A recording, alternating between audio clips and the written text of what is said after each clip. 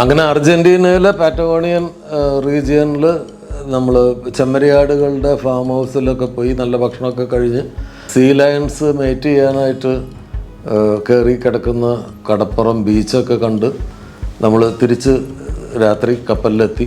രാത്രി ഭക്ഷണത്തിന് അവിടെ അതിലൊരു 10-17ഓളം കുസീൻസ് ഉണ്ട്, ഡിഫറെൻറ്റ് കുസീൻസ് ഉണ്ട്. അതിൽ ഒരു 4-5 സ്ഥലങ്ങൾ നമുക്ക് ഡയറക്റ്റ് പോയിട്ട് കഴിക്കാവുന്ന സ്ഥലങ്ങളാണ്. ബാക്കിയുള്ളിടത്തൊക്കെ നമ്മൾ അഡ്വാൻസ് ആയിട്ട് ബുക്ക് ചെയ്യണം. ഇപ്പോൾ സ്പാനിഷ് കുസീനുണ്ട്, ജാപ്പനീസ് കുസീനുണ്ട്, അതുപോലെ ഇറ്റാലിയൻ കുസീനുണ്ട്. അപ്പോൾ ഓരോ സ്ഥലത്തിൻ്റെ സ്പെഷ്യൽ. അപ്പോൾ അതിൽ സീറ്റുകൾ ലിമിറ്റഡാണ്. അപ്പോൾ നമുക്ക് ഡിന്നർ വേറെ ഒരു പുതിയത് എന്തെങ്കിലും ട്രൈ ചെയ്യണമെന്നില്ല. മറ്റ് റുട്ടീനായിട്ടുള്ള ഭക്ഷണമായിരിക്കും മറ്റു സ്ഥലങ്ങളിലൊക്കെ. അപ്പോൾ സ്പെഷ്യൽ കുസീൻസിൽ പോകണമെന്നുണ്ടെങ്കിൽ നമ്മൾ അഡ്വാൻസായിട്ട് ബുക്ക് ചെയ്യണം. അങ്ങനെ ഞങ്ങൾ കയറിയപ്പോൾ തന്നെ നമ്മൾ വിചാരിച്ച ജാപ്പനീസ് കുസീനിലൊന്ന് പോകണം എന്ന് വിചാരിച്ചിരുന്നു. ഞങ്ങൾ വിചാരിച്ച അവിടെ നമ്മൾ സാധാരണ ഇവിടെയൊക്കെ ജപ്പാനിലൊക്കെ പോയപ്പോൾ കഴിച്ചിട്ടുള്ള ചില സ്പെഷ്യൽ സാധനങ്ങളുണ്ട്, അതൊക്കെ കിട്ടും എന്ന് വെച്ചിട്ടാണ് പോയത്. പക്ഷെ അവിടെ അത് ഭക്ഷണം പോലെ തന്നെ ഒരു പെർഫോമൻസ് ഓറിയൻറ്റഡ് കുസീനാണ്. അതായത് എല്ലാവർക്കും ഫ്രൈഡ് റൈസാണ് കിട്ടുള്ളൂ. ഫ്രൈഡ് റൈസ്, ചിക്കൻ വേണ്ടവർക്ക് ചിക്കൻ കിട്ടും, ഫിഷ് വേണ്ടവർക്ക് ഫിഷ് കിട്ടും, ബീഫ് വേണ്ടവർക്ക് ബീഫ് കിട്ടും. പക്ഷേ നമ്മൾ ചെന്നിരിക്കുമ്പോൾ നമ്മുടെ അടുത്ത് വന്നിട്ട് ഓർഡർ എടുക്കും, ഏത് ഫിഷാണോ ചിക്കനാണോ ബീഫാണോ എന്നൊക്കെ നമ്മുടെ അടുത്ത് വന്ന് ചോദിക്കും. അങ്ങനെ നമ്മൾ ഓർഡർ പ്ലേസ് ചെയ്ത് കഴിഞ്ഞാൽ ഒരു വിശാലമായിട്ടുള്ള ഒരു ടേബിൾ പോലെയാണ്. ആ ടേബിളിൽ ആണ് കുക്ക് ചെയ്യുന്നത്. അപ്പം നമ്മളുടെ മുമ്പിലേക്ക് ഒരു ഷെഫ് വരും, ഒരു സുന്ദരനായിട്ടുള്ളൊരു ചെറുപ്പക്കാരൻ വരും. അയാൾ ഇത് കുക്ക് ചെയ്യുന്നത് ഭയങ്കര ഒരു സ്റ്റേജ് പെർഫോം ചെയ്യുന്ന പോലെയാണ് കുക്ക് ചെയ്യുന്നത്. അതാണ് അതിൻ്റെ പ്രത്യേകത.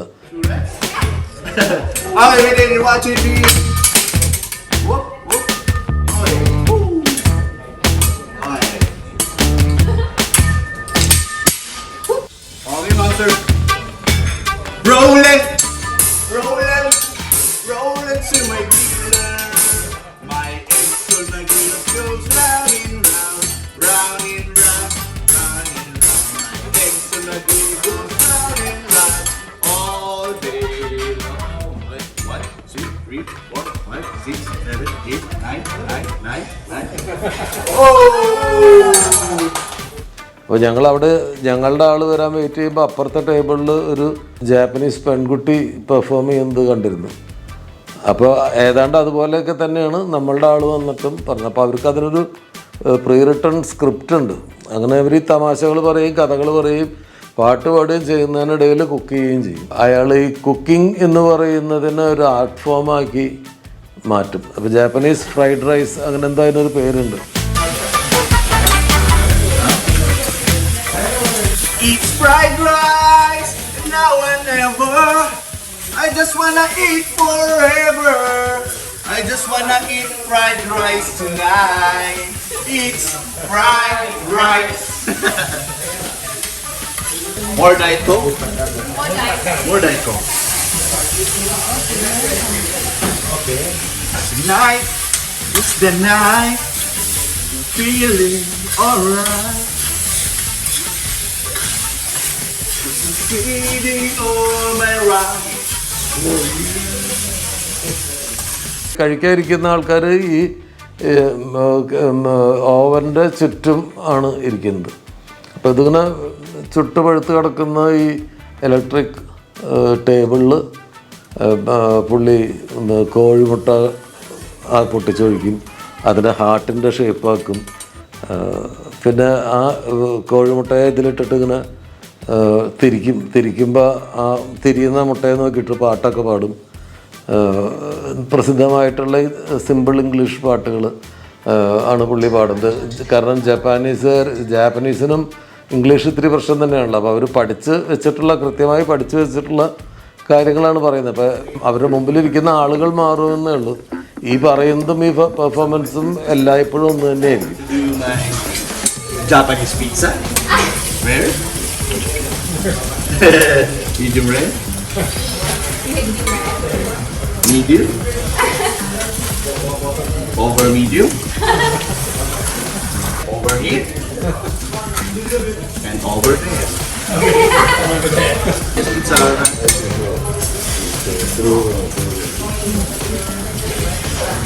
You know what, sir? In Japan, they have two types of salt. The high sodium salt and the low sodium salt. Okay? Alright.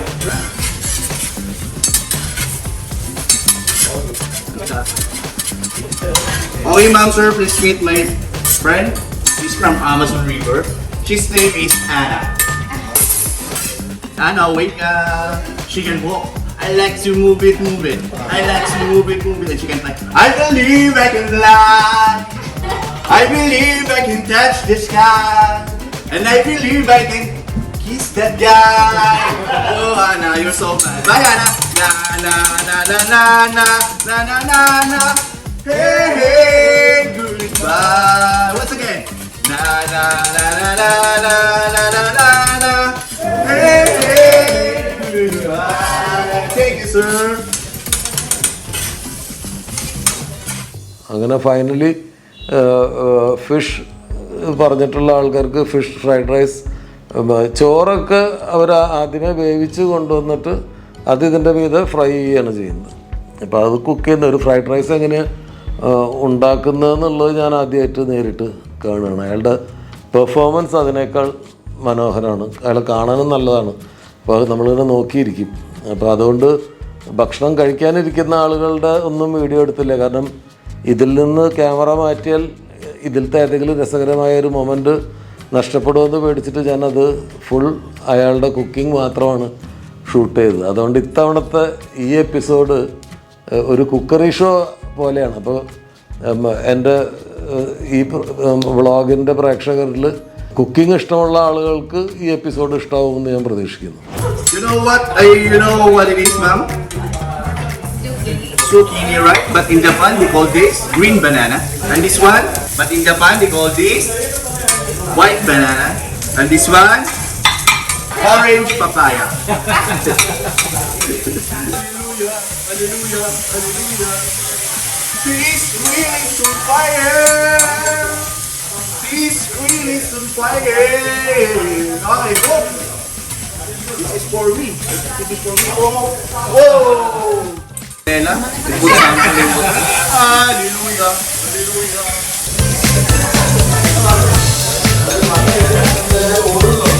Japanese marshmallow. This calamari, in Japan they call this Japanese rubber band.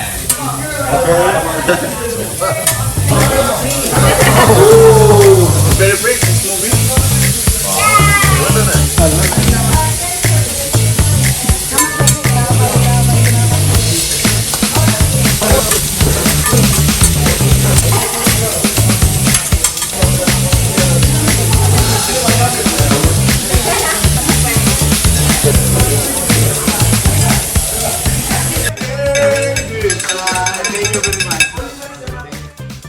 കഴിഞ്ഞ എപ്പിസോഡിൽ നമ്മളൊരു അബൂബക്കർക്ക്, മലപ്പുറത്തു നിന്നുള്ള അബൂബക്കർക്കാനെ just ഒന്ന് പരിചയപ്പെടുത്തിയിരുന്നു. ആ കുറച്ച് നേരം 30 seconds 45 seconds നമ്മൾ കാണിച്ചിരുന്നുള്ളൂ. അപ്പോൾ അതെന്താ മുഴുവൻ ഇടാഞ്ഞ് എന്നുള്ളൊരു ചോദ്യം വന്നു. അപ്പോൾ ഈ എപ്പിസോഡിൻ്റെ ലാസ്റ്റ് പോർഷനിൽ അദ്ദേഹവുമായിട്ട് ഞാൻ സംസാരിച്ച ആ സംഭാഷണത്തിൻ്റെ വിശദമായിട്ടുള്ള വീഡിയോ ചേർക്കുന്നുണ്ട്. ആ വീഡിയോയിൽ സൗണ്ടിന് ചെറിയൊരു പ്രോബ്ലം ഉണ്ട്, അതൊന്നും നിങ്ങൾ ക്ഷമിക്കണം. കാരണം മൈക്ക് വെച്ചതിൽ എന്തോ ഒരു പ്രശ്നം പറ്റിയിട്ട് ഇടയ്ക്ക് പറയുന്നതൊക്കെ മനസ്സിലാവും, പക്ഷെ എന്നാലും ഇടയ്ക്കൊരു കൃ സൗണ്ട് 1-2 തവണ വന്നിരുന്നു. പക്ഷെ ആ പറയുന്ന മാറ്റർ രസകരമായതുകൊണ്ട് അത് കളയാൻ തോന്നുന്നില്ല. അതുകൊണ്ട് അത് നിങ്ങൾക്ക് വേണ്ടിയിട്ട് ഈ എപ്പിസോഡിൽ ചേർക്കുന്നു. നമസ്കാരം. ഇന്ന് നോർവീജിയൻ സ്റ്റാർ എന്ന ക്രൂയിസ് കപ്പലിൽ ഞങ്ങളുടെ 9ാമത്തെ ദിവസം. ഈ കപ്പൽ യാത്രയിൽ ഒരുപാട് പുതിയ വ്യക്തിത്വങ്ങളെ പരിചയപ്പെടാൻ കഴിഞ്ഞു. രസകരമായ വ്യക്തിത്വമുള്ള ആളുകളെ പരിചയപ്പെടാൻ കുറേ പേരെയൊക്കെ ആയിട്ട് ഞാൻ സംസാരിച്ച് ചിലരുടെയൊക്കെ വീഡിയോ എടുത്തു. ഇന്ന് ഞാൻ പരിചയപ്പെടുത്താൻ പോകുന്നത് മലപ്പുറം ജില്ലയിൽ നിന്നുള്ള ഒരു ഇക്കയും അദ്ദേഹത്തിൻ്റെ ഭാര്യയുമാണ്. ആയ കുറച്ച് കഥകൾ അദ്ദേഹം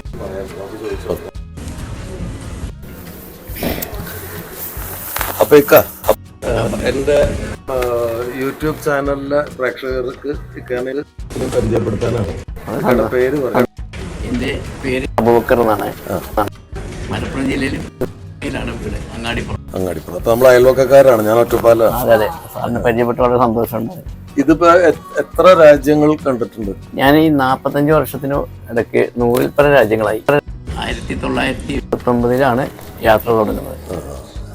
എല്ലാ യാത്രയിലും ഏകദേശം ആദ്യമൊക്കെ ഞാൻ ഗൾഫിലായിരുന്നു കുറച്ചു കാലം. അപ്പോൾ ഒരു ജർമ്മൻസ് ഉണ്ടായിരുന്നു, വൃത്ത് മോണിഷ് എന്നാണ്, രണ്ടുപേരായിരുന്നു എൻ്റെ സ്പോൺസർമാർ. അവരാണ് എന്നെ ഈ യാത്രയിൽ താല്പര്യപ്പെടുത്തിയത്. അങ്ങനെ ഞാൻ കുറച്ചു കാലം ഗൾഫിൽ വന്ന് പിന്നെ നാട്ടിൽ വന്ന ശേഷം ഒരു ഇലക്ട്രോണിക് ഷോപ്പ് സ്റ്റാർട്ട് ചെയ്തു. അതിൻ്റെ കമ്പനി ഓഫറിൽ കുറേ യാത്രകളുണ്ടായിരുന്നു. ബാച്ചിലേഴ്സ് മാത്രമേ, അതുകൊണ്ട് വൈഫിനെ കൊണ്ടുപോയിട്ടില്ല. അതിനുശേഷം നമ്മൾ ഒരുപാട് ആളുകളെ പരിചയപ്പെട്ടു, യാത്രയിൽ താല്പര്യമായി. അതിനുശേഷം ഫാമിലിയായിട്ട് പാക്കേജ് വന്നപ്പോൾ എല്ലാ യാത്രയിലും ഭാര്യ കൂടെ ഉണ്ടായിട്ടുണ്ട്. ഇപ്പം യാത്രകളിൽ കൂടെ ഉണ്ടായിരുന്നു. 100-ലധികം രാജ്യങ്ങൾ യാത്ര ചെയ്ത് കഴിഞ്ഞു. ഇപ്പൊ എത്ര വയസ്സായി? എനിക്ക് 68 വയസ്സായി. 68 വയസ്സായി. വിവാഹം ഏത് പ്രായത്തിലായിരുന്നു? സത്യത്തില് ഞങ്ങൾ പഴയ കാലത്ത് മലപ്പുറം ജില്ലയിലൊക്കെ ഈ തമ്മിൽ പരസ്പരം കല്യാണങ്ങൾ നടത്താൻ സമ്പ്രദായം ഉണ്ടായിരുന്നു. ഇന്നത്തെ കാലത്ത് പറ്റാത്ത കാലത്ത് അന്ന് അത് കുഴപ്പമുണ്ടായിരുന്നില്ല. അതുകൂടി അന്ന് കുടുംബം ഞങ്ങളെ ഒരു കല്യാണം അന്ന് എനിക്ക് സമ്പത്ത് ഷെയർ ചെയ്ത് പോകാതിരിക്കാൻ. അതെ അതെ, കുടുംബങ്ങൾ തമ്മിൽ ബന്ധങ്ങൾ നിലനിർത്താൻ, മറ്റ് സമ്പത്തുകളൊക്കെ പുറത്തു പോകാതിരിക്കാനും പരസ്പരം അറിയുന്നതാണ് കുടുംബങ്ങൾ കുടുംബമല്ലാതെ ഇരിക്കാനും വേണ്ടിയിട്ട് എനിക്ക് 16 വയസ്സും ഭാര്യയ്ക്ക് 8 വയസ്സാണ് അന്ന് കല്യാണം താമസിക്കുന്നത്. അല്ല, അവര് പെരുന്തമണ്ണ സിറ്റിയിലായിരുന്നു അന്ന് വീട്. എൻ്റെ 16 കിലോമീറ്റർ അപ്പുറം പാണ്ടിക്കാട് നെന്നി കല്യാണത്തിന് ശേഷം താമസം മാറി. തിരിച്ച മുതലേ ഞാൻ കാണുന്നുണ്ട്.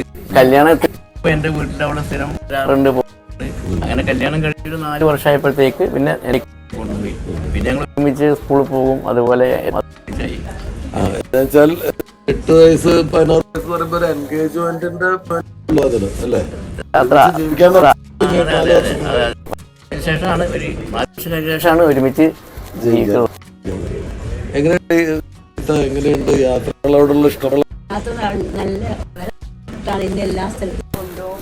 ഞാൻ പറഞ്ഞിട്ടുണ്ട് എനിക്ക് സംഭവം എപ്പോഴും കൂടെ യാത്ര. എത്ര രാജ്യങ്ങൾ ഏതാണ്ട് കണ്ടിട്ടുണ്ടാവും? 70ഓളം. അപ്പൊ ഇത് ഇപ്പൊ എന്നും ഞങ്ങൾ കൂടെയാണ്. വലിയ മോളുടെ മകളെ നാല് തലമുറയായി. അപ്പോൾ സത്യത്തിൽ 2 വർഷം 5 തലമുറ ഉണ്ടായി. അമ്മ ജീവിച്ചിരുന്നു. എൻ്റെ അമ്മ 70 തന്നെ മരിച്ചു. ഇവിടെ അമ്മ ഉണ്ടായിരുന്നു. ഇപ്പോൾ 2 വർഷം അമ്മ മരിച്ചപ്പോൾ 4 തലമുറ. അപ്പൊ സന്തോഷം.